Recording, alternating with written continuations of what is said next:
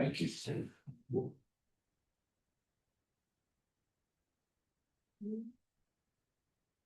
Very good. I know.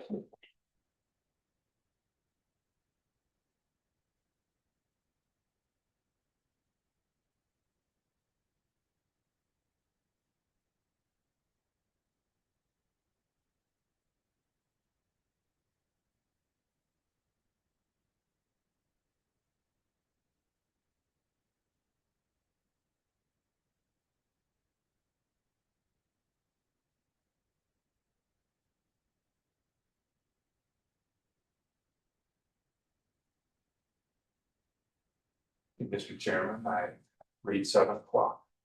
I think it's 7 o'clock in our meeting. It is January 15th, 2026. This is the meeting of the Planning Commission of Dickinson County. We'll start with roll call. Commissioner Griffiths. Here.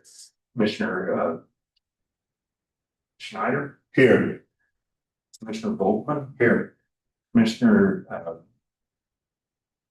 Edstrom. Here. And Commissioner Barrett. Here. And Commissioner Fick. Here. And Commissioner Wolf is absent this evening.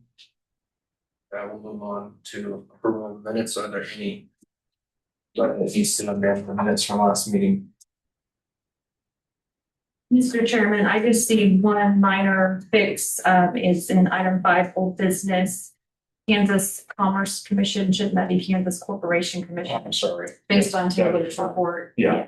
That's the only thing I see. Yeah, I would that's fine. Okay. move to correct that. Okay.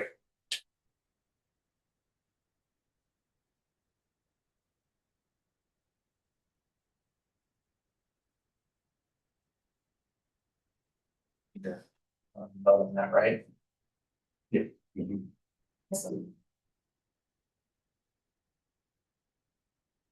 Second. All second. Been moved and seconded to change the Kansas Commerce Commission, that we said, changed from Kansas Commerce to Kansas Commerce Commission from Kansas. From Commerce to Corporation. From Commerce to Corporation. All in favor, raise your right hand. All those same sign. Motion passed. Item number 4, old business. As a note, the applicant is requesting that be removed from the agenda. They've withdrawn their application to a change in status of the partner that the applicant was hoping to go into business with, and they've decided to withdraw their application for stand or the retail establishment. They should be noted that they are meeting. I talked with KDHE and the township, and they're meeting the requirements, getting that one lot cleaned up and meeting whatever the requirements are for their drainage for KDHE. And also the township was able to, they've been able to get everybody in that area to sign off on a new agreement. So if anything, we got that, taken care of. So that was a success. So, but anyway, no, he felt bad about it, but he says, he said he just didn't feel comfortable going at it alone. And he was hoping the sister would help him out with it a little bit. She's not able to. So with that, I'll just move on to new business. TXT 2601 was consideration of a resolution amending Article 14 under Plan Approval Guidelines, Section 14-102 to include language stating all applications submitted for conditional use permit shall not be accepted unless it is deemed complete with an accurate development plan as required under Section 14-103. I've given you, I didn't provide it for you in the email I sent you, but I've got it for you today. Is a clean copy of that resolution to see if that wording is what you want. I've highlighted the one for you that shows strike throughs that show where I'm taking language out, and the yellow is what I'm adding. And if you see anything that you want me to change, or if you want me to, clarify, just let me know on there before I take it to the county. That's this page, Tim. Yes. I do have one question on Yeah. it. And I certainly could have misunderstood, but it talks about, the site plan. My recollection was that we wanted that accurate and complete to apply to all conditional use permit applications, including the site plan, but not specifically limited to the site plan. We wanted to see complete and accurate application, And including the site plan. right. Okay. Well, if you want to, you can put that in. Does that make sense? Yes. Maybe I misunderstood that if somebody else saw it differently, but. That was my intent, James, with the complete application, not just the site plan, but the complete application was, Which includes the site plan. which includes the site plan, Okay. was complete and accurate. Yeah, that was mine. Okay. So I can change that then. Right. I know you understood it. That was how I understood it, yes. I spent some time reading through section 14, looked at 102, 103, 104. Am I correct in looking at these proposed changes, 14, 102? Our intent is everything is accurate and complete. And would that fall on you, Tim? We're saying it has to be accurate and complete before we go to a public hearing. Right. So that would fall on you, Right, I correct? would check off whatever they submitted, and if it's not complete, based on what you guys previously approved under 103 for those, then Sure. I would reject it and say, bring back Okay. something before I go to. So that gives you a tool. Yes, Yes, absolutely. So looking ahead, in forward, in the regulations like 14103. So my mind went to, okay, what happens if it gets past you, because it's not always easy to find what might not be accurate or complete or an oversight. What happens if it gets to this board? And the board discovers. then if it's something that you want more additional information on, if you feel like it is, when you say complete, technically the definition of a complete application is one that, like I say, meets they've paid their fee and they've submitted their site plan, and also they've submitted the document, the application document. And also make sure that they've submitted on their development plan, which is their site plan, that it meets whatever the conditions are for 103. If you feel like 103, if you feel like that particular use needs to be a little more stringent when an application comes in front of you, you can always ask for more information. So that's it's the flexibility there is for you guys, so that it doesn't say, okay, so I'll give the bare minimum of what's required, in terms of, when I say bare minimum, I don't mean that, in a bad way. I just mean they'll submit whatever I'm interpreting you all had previously approved in 103, based on things like, I think we said, I base the site plan off of the number of parking spaces, if it's retail and that kind of thing, wholesale. And so, but I will not, if you feel that, first of all, I feel that if it's something that is incomplete, I will not submit it to you. But if I feel it is complete, but you disagree with me, it's not complete in terms of there's not enough information, detail in there, even though the minimum detail has been met, then you can obviously, and you always call to say, hey, look, we would like to table this or have this, have the applicant bring back some. So my question was the same as yours. I wanted to make sure that was legal, moral, and ethical, that we have a two-tier process for Yes. calling something accurate. Yes, yes, yeah. Ultimately, it's, you all, as a recommending body, if you don't feel comfortable with a plan that's been submitted, even though I might feel comfortable with it, and like I say, it meets the minimum or what we have in the regs, you can always turn around and say, hey, look, even though this meets, even though this has a scale, even though it's scaled out right, even though it's got a north arrow, even though it's got all the things that we wanted on it, there's some information like, you know, I'd like to see some additional information on drainage or whatever it is. You can obviously say, hey, look, we can table this and just bring back some additional information for us, and we'll consider it then. And again, that would apply to any conditional Any use permit conditional application. Anyone. Yeah. What is our definition of accurate? Accurate would be what you have in 103. What's described under each use in 103. So where it talks about like for industrial uses and commercial uses, they have to have one that's prepared, site plan prepared by an engineer. If it's a duplex structure, they would have to have just a single duplex structure. They could have one drawn out by with a computer by, you know, a developer can do that by himself without having to do a full engineer's plan. So But would you say accurate would be conforming to a standard?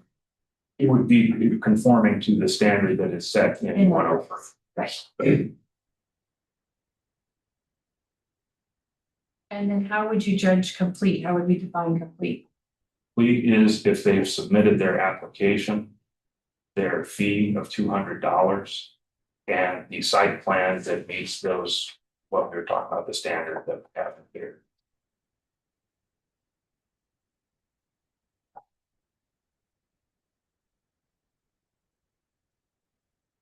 I would like to propose that we add 2 more descriptors to what we're looking for, and that would be precise and truthful.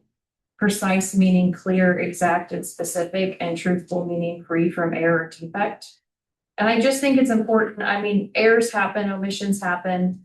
But I think as we stay through to preserve the integrity of this whole process, ensuring that all application as well as supporting material in the site plan are precise, accurate, complete, and truthful.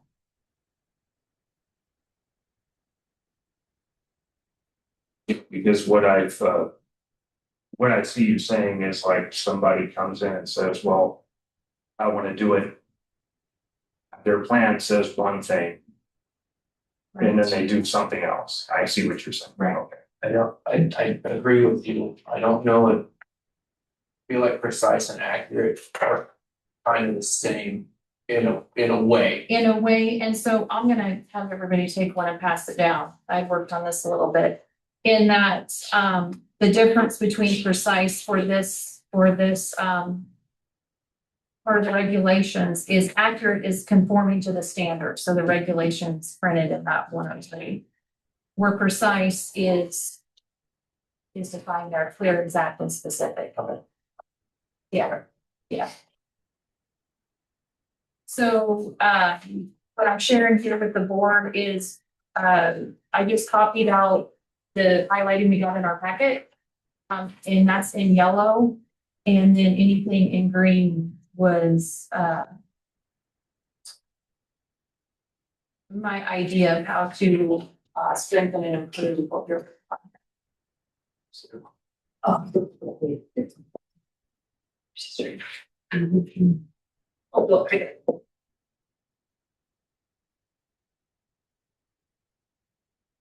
I'm wondering about the difference between accurate. truthful is we've got here free from errors or defects. Wouldn't accurate cover that? Well, that conforms to the standard. The standards laid out in the regulations.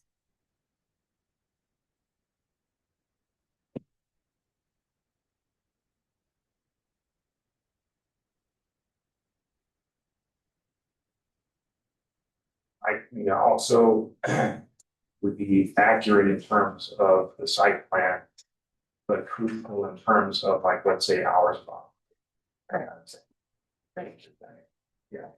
I mean, we have some examples we can use, over from case of these being, We had, it wasn't a top, but it was a lot split. We had that little hanging island that got missed, you know, that's, we could say it wasn't precise.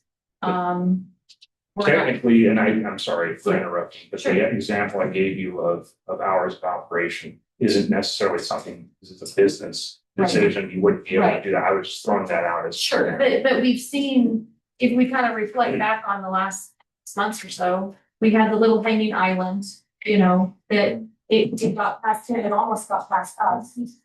It's easy, like, permits, and there's no depth in it, so it gives us. It sets the standard for those reviewing this as an applicant as well as, you know, the board and in your party of laying out the expectations of. Or should you define these? That's real helpful, because that sets the value of each one of those. Stands on its own.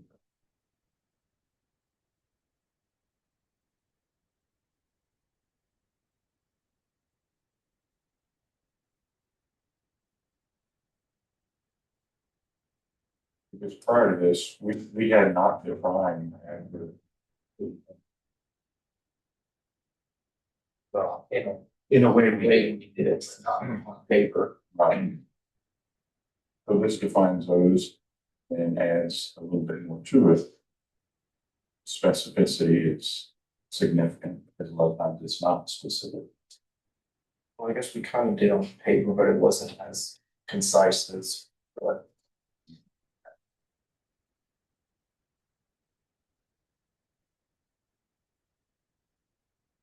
So then moving over, I know I threw a lot at you, 104, and the planning commission is reviewing it. I know we've talked through that we have the option to table it. With my history and background in the past and having it on paper where we can go to it and read and see what the process is when we, in the event that we discover, you know, an error or a deficiency in that application, it gives the ability for this board to pause it. The applicant knows, you know, these, you know, the 90-day suggestion in there, that's what it is. We can discuss that more, but pause it for 90 days, give the opportunity for the applicant to appear before the board. And, you know, we flag something, we say, we're not sure if item A is correct. Have that conversation with them. Maybe we misunderstand it. You know, maybe they didn't explain it clear enough, but give the opportunity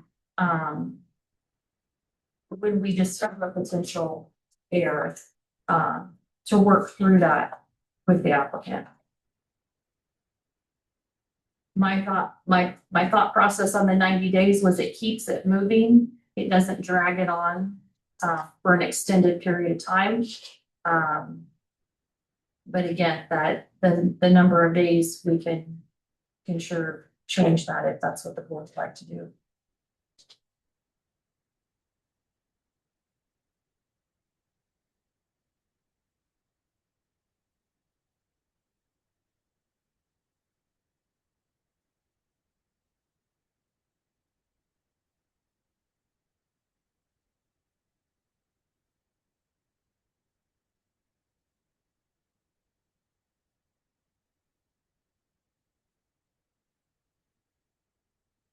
I have a question.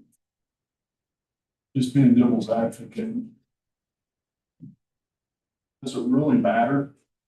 Because I've seen an incident, this is years ago, where the planning commission after the plan went to the county commission, and the plan was different than the county commission passed.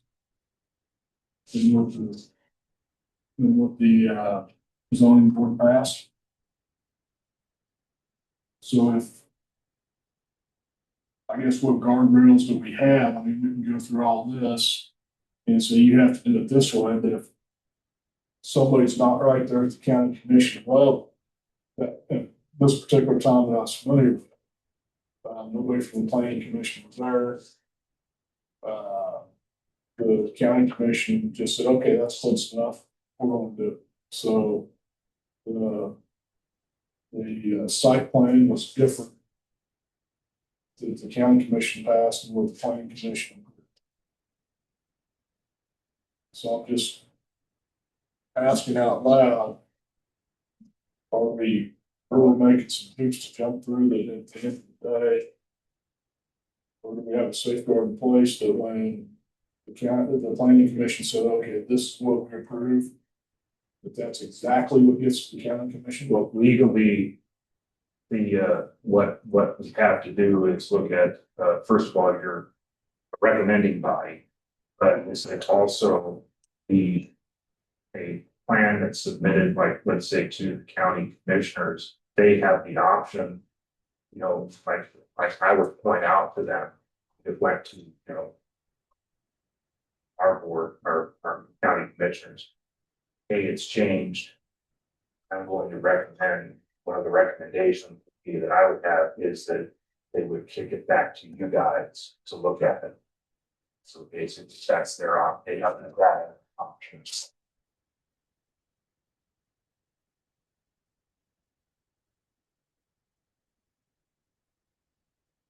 But we are only a recommendation board. Right, you're an advisor. We're an advisor. We make a recommendation. The commissioners actually make the final decision on the application that's in front of them. Yeah, well, yeah, they have, like I say, if it's one of those things, it's sort of like what you have with that's why as an example, don't want at the county commission level to receive additional information that you guys haven't had a chance to look at. And so it would be my responsibility to point that out to them, and then they could have the option of saying, hey, look, let the planning commission look at this, it's changed. So there is somewhat of a stopgap there. yes. Yeah, If it's cost. if it's caught, and that's my question, is the one I was familiar with, I saw three different. One governing body approved one plan, it came to the planning commission, it changed a little bit, the planning commission approved it, it got to the county commission. And this is before Tim's time, I said, hey, that's not what the planning commission approved. And the county commission attitude was, well, that's pretty close. So. It all depends, this is why, it all depends really on how staff, you know, ultimately kind of presents it. So if staff says, doesn't call it out and say, hey, look, there's a change here from what the, you know, in their staff report saying that there's been a change from what the planning commission considered, to give them that option, then at that point it's saying, kicking it back to you guys. It's been changed. So I think that there's a lot of times you'll run into that where some counties, you know, and some in the past have done that, you know, where staff won't catch something. But I tend to, I was trained by a land use, somebody that has a land use attorney background, so I can tell when someone trying to sneak something back. I don't think you'll have that problem. Going ahead. You know what if they go around the planning commission, go back just to the county commission a couple weeks later and say, hey, can we change this? Then, And the county commission says, sure, go ahead. well, they would, at that point, see, that's the thing. I said, I would not recommend that they do that. Well, are you at every county commission meeting? Not at, well, for the ones for the. For the ones that there's something on, Guys. yeah, but Yeah. then after it was approved, it was a couple county commissions meetings later, they went back to the county commission, not on the agenda, and just asked if they could get a waiver. Yeah, And I thought that was all very interesting. yeah, well, I think that's why we I have, mean, there's yeah, no I know, favor time. yeah, I know. And it was probably, was it something that? Yes. Okay, yeah. Yeah, and subdivisions is the same situation. If there's a change, then what I would do is say to the county commissioners, I'll say, hey, look. This has been modified from what was originally submitted to the planning commission. Said, I'm recommending that it gets sent back to the planning commission for consideration and reconsideration. For that challenge.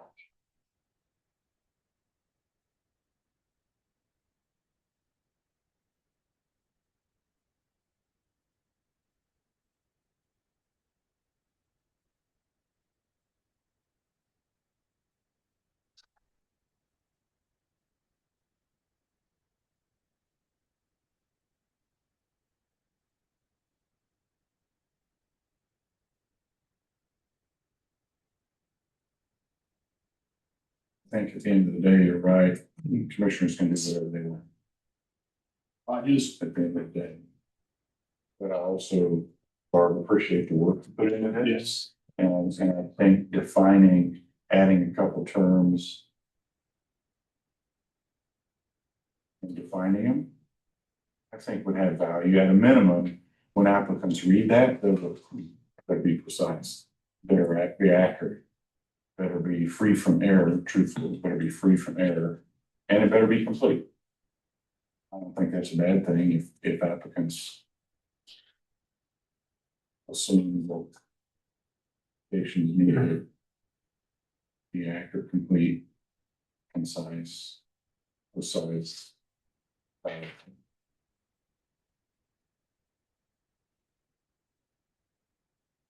Whether it's a small application or a very large application.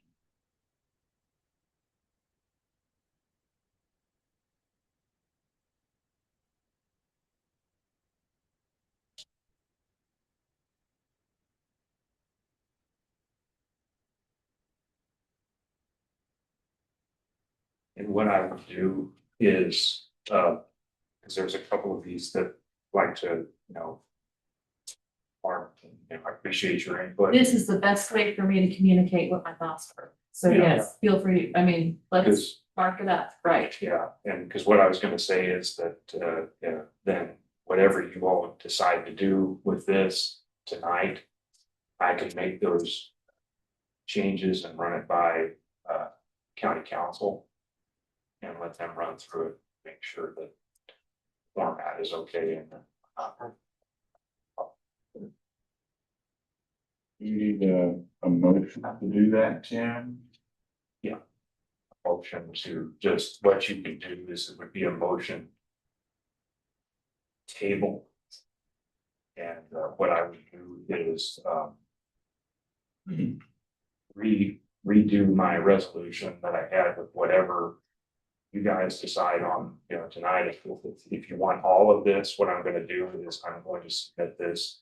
To county council and make sure that it's all right, and then I'll put it in the. Revise this, what I gave you tonight, and then bring it back to you. Either next month or whenever I can. Would you want a 30 or 60 or 90-day table? What would you prefer? In the regs or. No, for this to bring back TXT concepts or Give me 60 days. 60 days, yeah. So we'd want a motion. You prefer 60 days to table it, to go to county council, and then also kind of consolidate it. And then bring it back. Let's look at it. Look at it.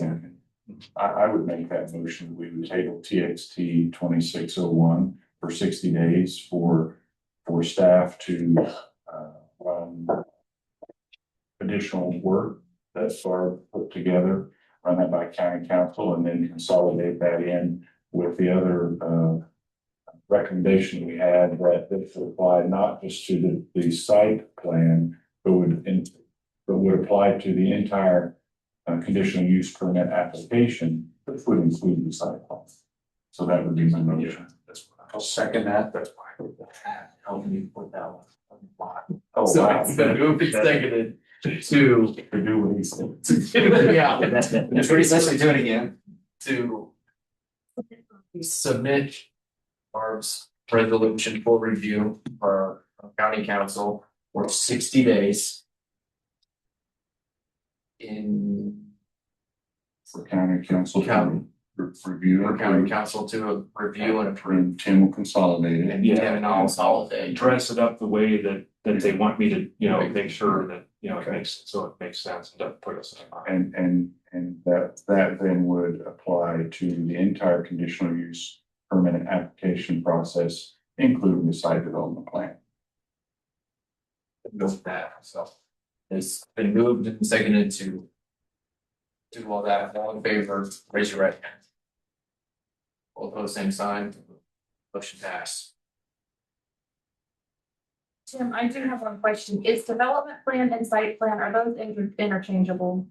I see them referred to both ways. Yeah, Okay. what I did is I said, because the development plan, the site plan is a graphic depiction of the development plan, the site plan is. And so they're kind of interchangeable that way. And so, just when you'll see like some people who will, like the one individual we had, where they will submit a description, kind of a presentation of what they're going to be doing, and then they have a site plan separate. That's the development plan. It's the actual, what their text of what they're wanting to do. Is this right? I can make the distinction there if you want. Okay, it might not hurt. Yeah.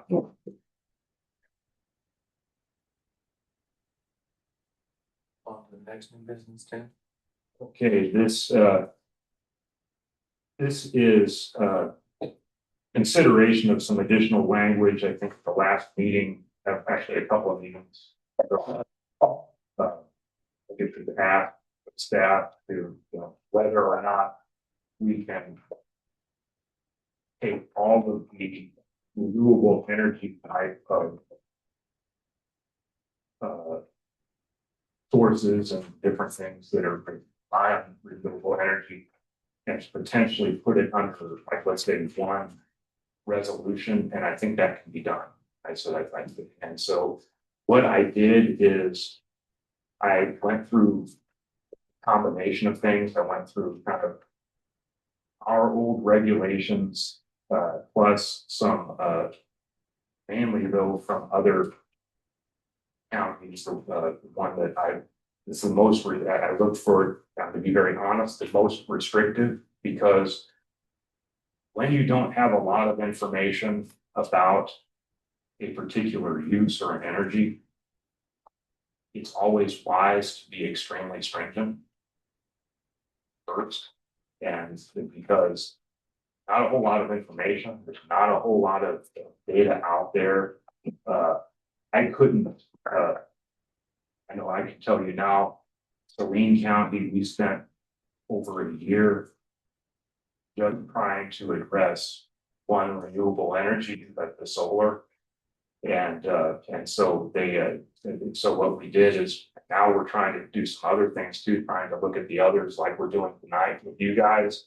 So we can actually consolidate everything into one kind of like renewable energy type resolution, all to address not just the energy, but also my thought is those things that that rely on renewable energy or rely heavily on our local resources. So I'm thinking of data centers, I'm thinking of hydrogen facilities, I'm thinking of all these different things. And you want to be as absolutely stringent as possible starting out, so that basically to act as a placeholder. Okay, so that if it gets passed, if these stringent regulations get passed, somebody comes and says, does Dickinson County address hydrogen?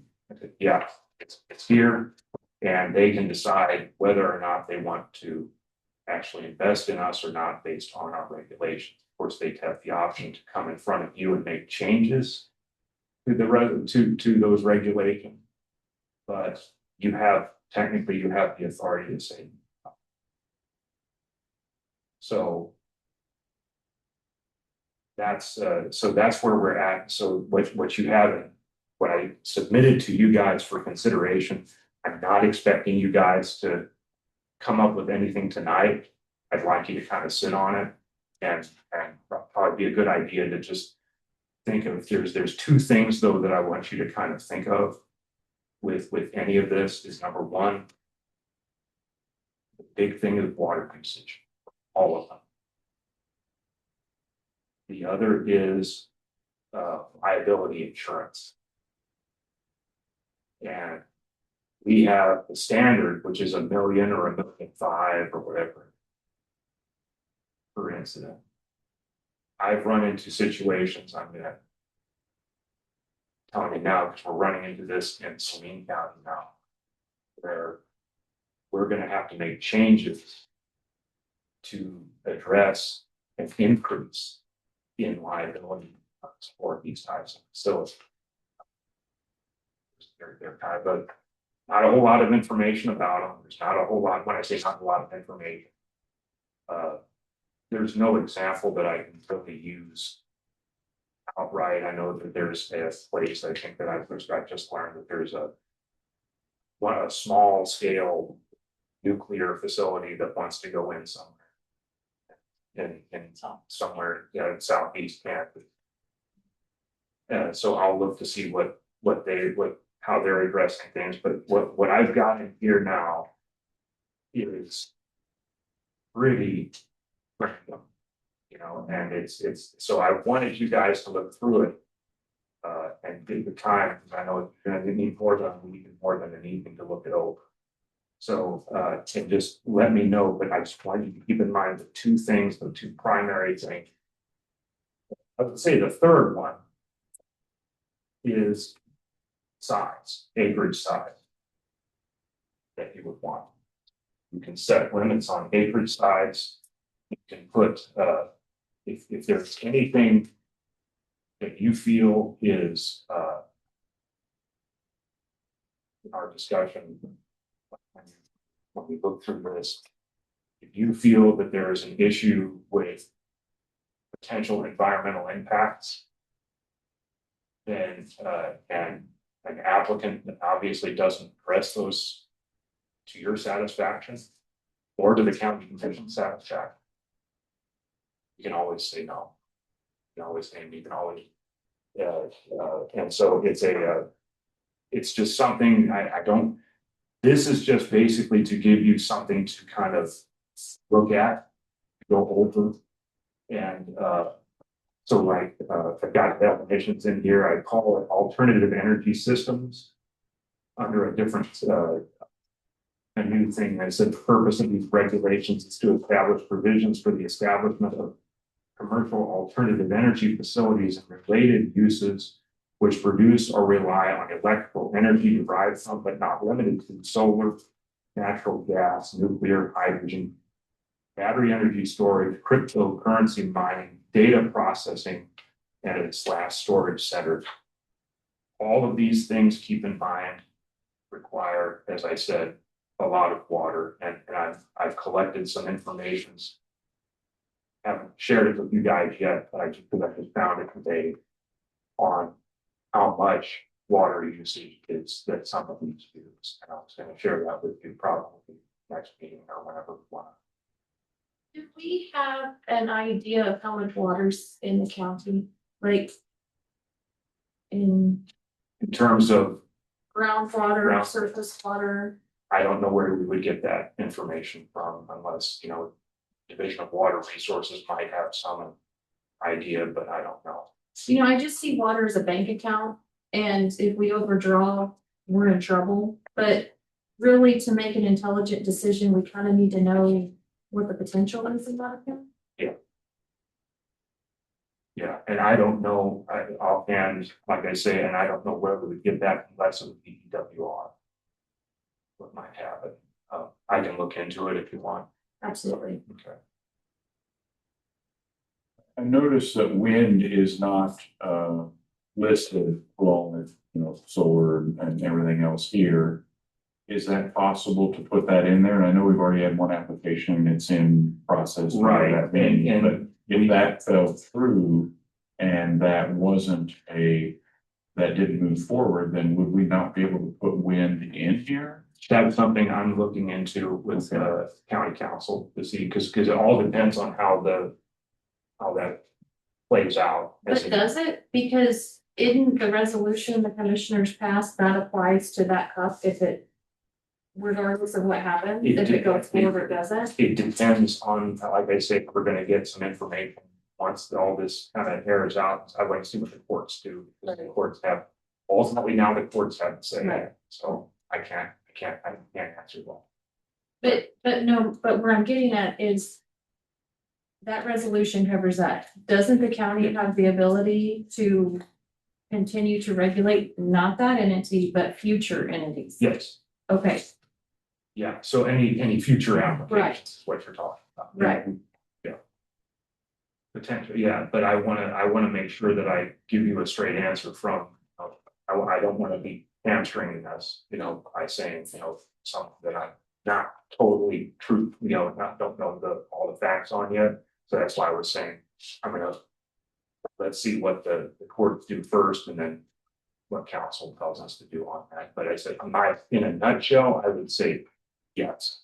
But I said, I just want to make sure I give you an accurate and complete answer. Yeah, I understand. So on hydrogen, we had the option, we always had a third option of do nothing. We have a lot of limited data. Yes. Is do nothing an option? Yeah, I mean, you can say,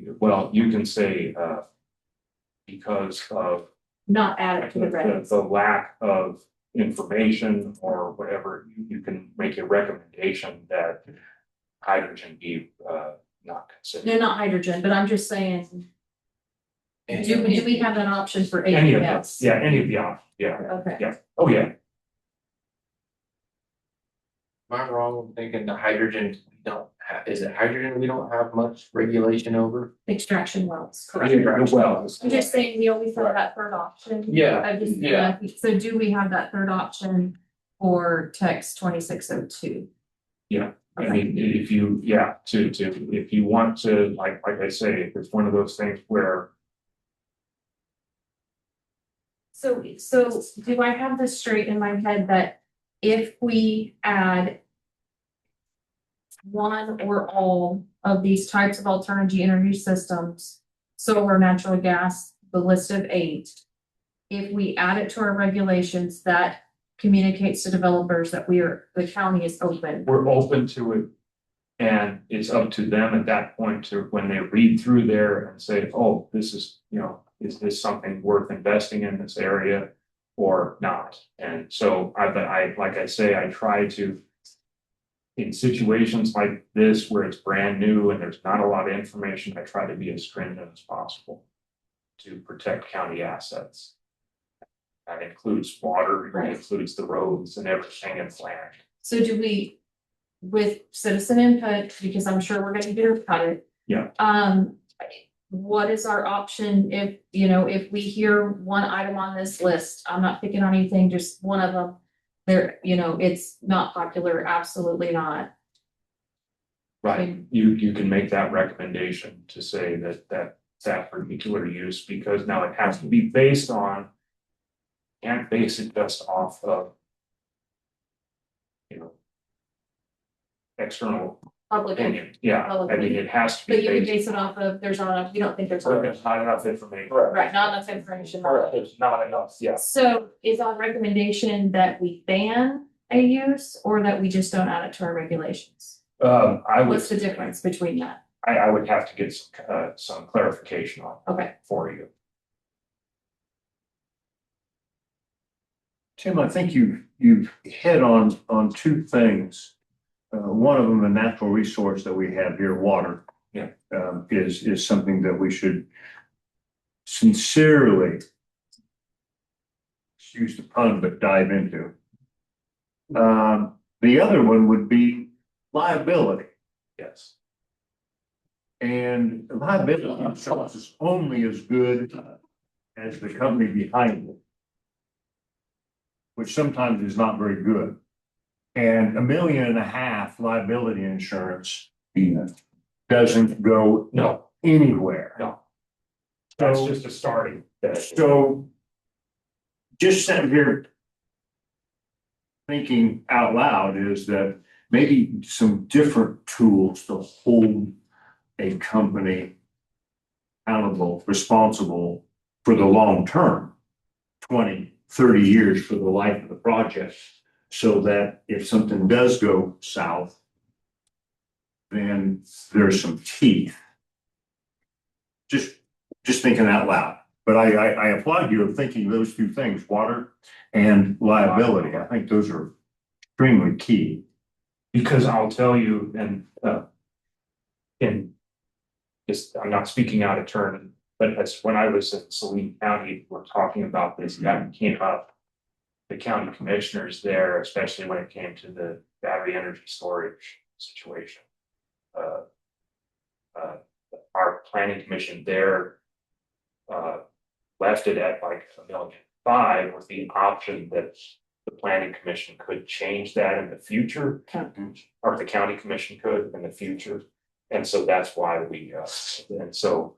that's something that we could, look at as well as an option. We can either set it as a fixed amount, or we can just say to be, set a minimum, and then say that should be increased by the county. So Saline County had a battery storage device application, Yes. and how did that go? Did they approve it? Planning, it was a strange situation. The planning commission approved it unanimously, and the county commission denied it. And why did the planning commission approve it? Why did the commissioners deny it? Just. Right. Planning commission's reasoning was because basically a lot of the safety information that was concerned, a lot of the examples that they used were of older facilities that caught fire.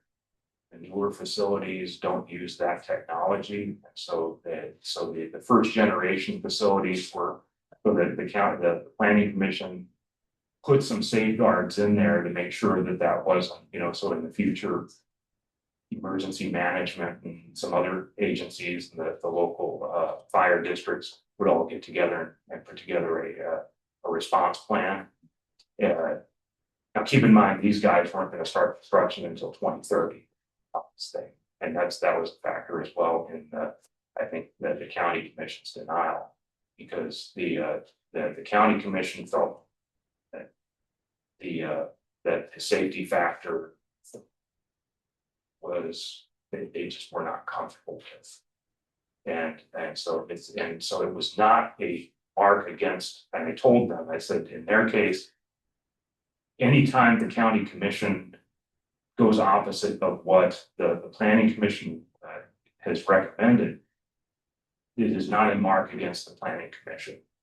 It's just a difference in interpretation of the findings. It's how they typically see it. So like in this particular case, county commission was not convinced of safety factors that were in place. And so that's why So they put an application in 5 years before they were going to start construction. as they were trying to get in the Southwest Power Pool. And they had to do all of the local stuff first before they could get approved for it. And now that was denied, so.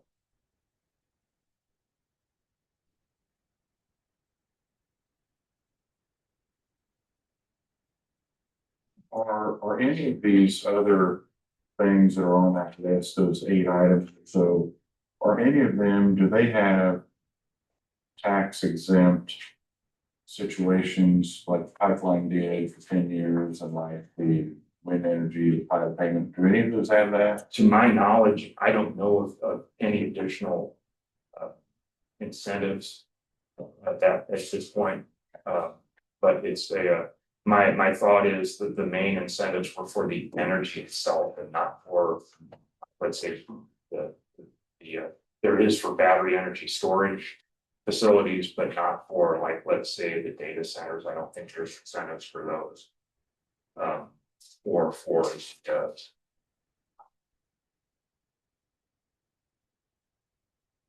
the AI stuff. Well, the AI and the data centers are kind of one and the same. Can you explain on page 11, point U, the time frame?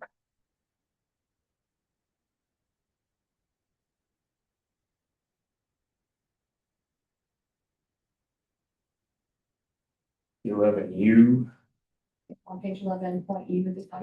the conditional use permit may be approved within a time frame up to 25 years from the date the planning commission approved. That means that that's the lifespan of the project, is what that's referring to.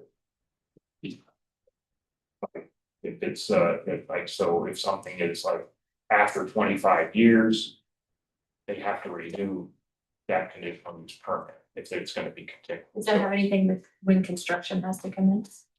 Or is that separate? No, that's separate. Okay, This is strictly once it goes online or once it starts going into, starts being utilized. The lifespan, this refers to the lifespan of a projected project. okay. And so that's 25 years. And then they start saying, okay, well, we're gonna change things up a little bit. And if they change things up after 25 years, even if they don't change things up, they're still gonna have to go through a CPP again. Is that a stringent requirement?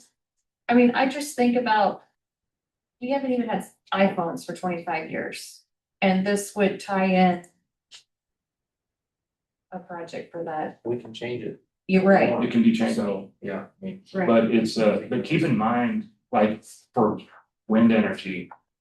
The wind turbines have been in, basically had the same configuration of, for the past 30 years. They've not really changed as far as their infrastructure hasn't really changed. It's the same. And this is one of the arguments I had with somebody recently at a conference I was at, where I was just telling them that I said, why don't you guys invest in research and development, trying to get these like both solar and all these other things down into a smaller size, that's more compact or more efficient. Oh yeah, we're doing that. Well, they haven't done it.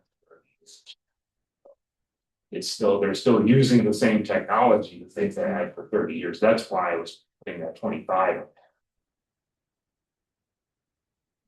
So that's an arbitrary number that we've kind of applied. You can, yeah, you can.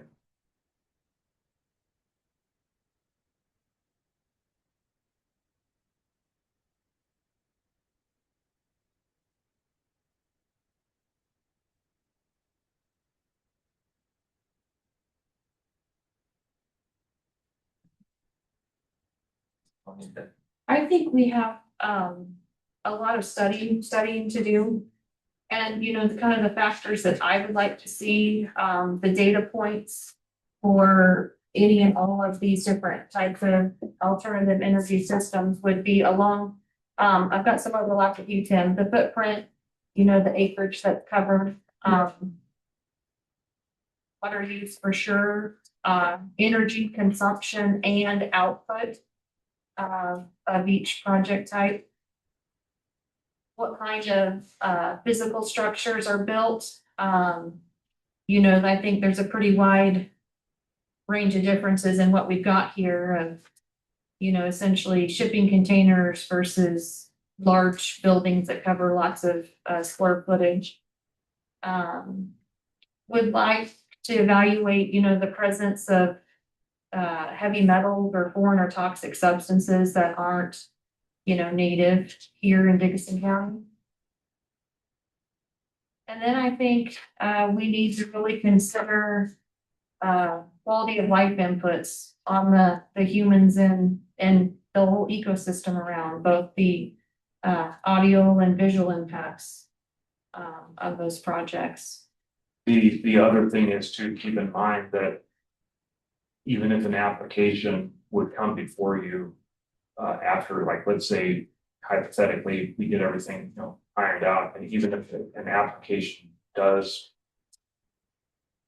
meet whatever conditions there are that we have in our regulations, you can always say, like,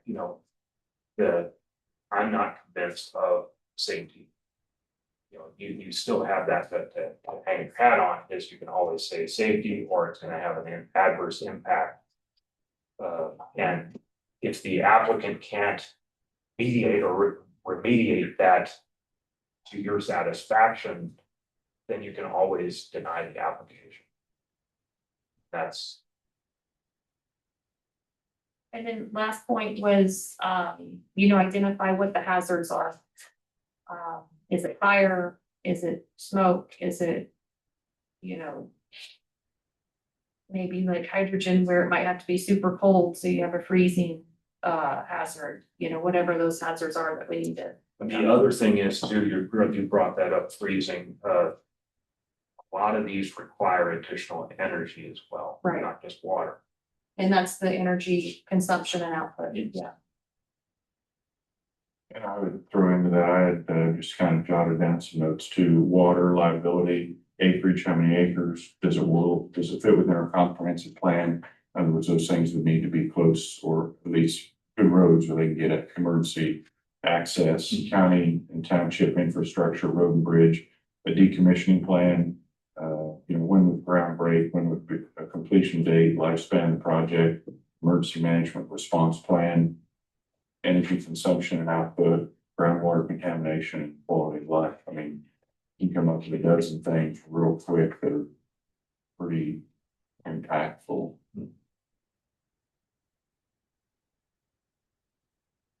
So I guess my question is, what does that look like? Where are the roles, responsibility in that study, and what does it look like for us moving forward?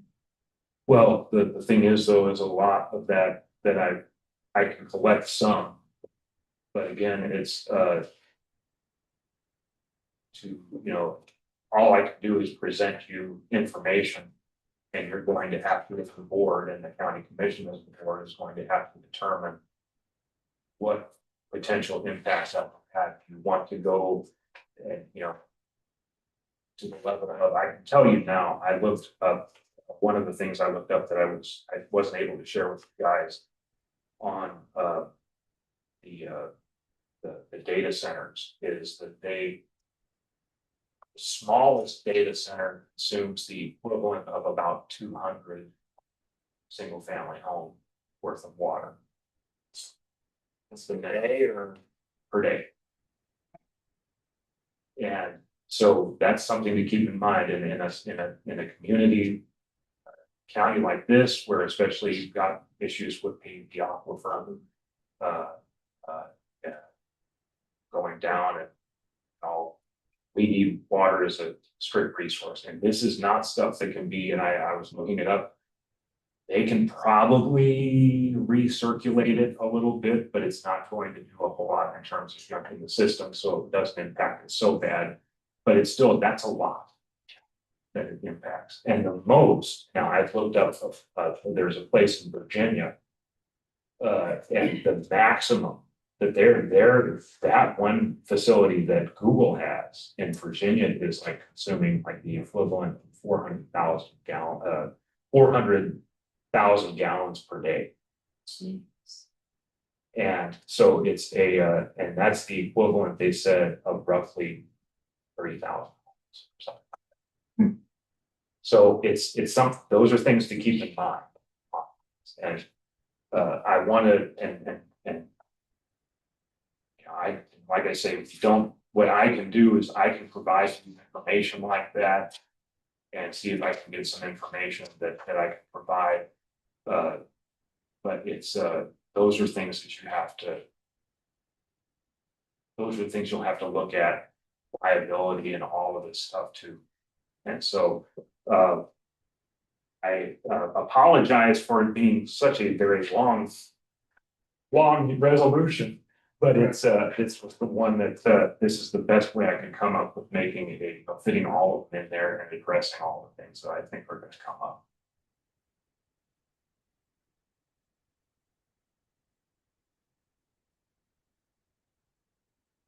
So if you want me just I'll look up the ban versus leaving out situations. I think that you were talking about, and also other options for liability besides the money aspect of it, just the and also increasing and the water issue. Do you know, Tim, when you were doing your research on those institutes, those data centers, how big was the big one? Like, If you didn't say it, it's fine, I'm just. If they didn't say it, but those take up acres, those take up like Right. a lot of acres. Yeah, 500 acres. Yes, yeah, And up to 5 million gallons of water a day. yes.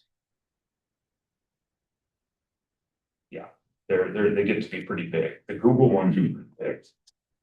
Be located at, on the coast somewhere. Yeah. Yeah, I think it's the one is in Virginia that I was reading.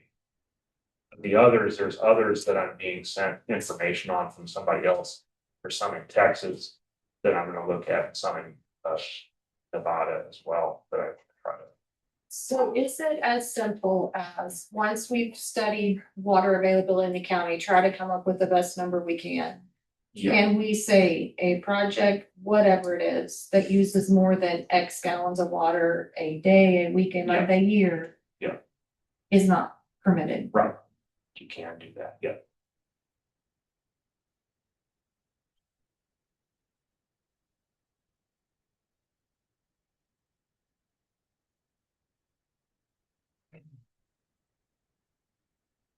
Do we need a motion to table? You want 30 days, you want 60 days?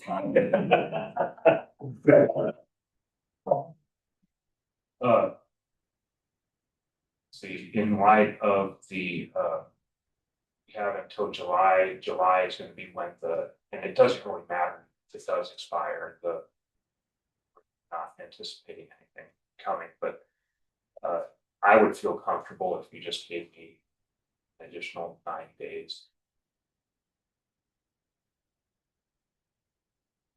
So I can just research it, stuff, square away for you. Maybe condense it down a little bit more. I'd make a motion that we table under new business TXT 26-02 for staff to do some more background work and for us to do our homework and study 90 days. for 90 days. Thank you. Second. It has been moved and seconded on the table TXT 26-02 for 90 days for staff to do research on all of the resolution that Tim brought to us. So 90 days. for 90 days, all in favor, raise your right hand. All opposed, same sign. Motion passed. Commissioners, Tim, are they aware that you're kind of looking at some? Okay. For some kind of. Okay, So they won't be surprised when they see something kind of dialed in, right, they know. but it'll get wrapped around the axle again. I guess we have no miscellaneous. Is there a motion for adjournment? I'm gonna do it for the meeting on January 15th to 2026. Second. It's been moved and seconded to adjourn the planning commission to January 15th, 2026. All in favor, please raise your right hand. All opposed, same sign. Passed.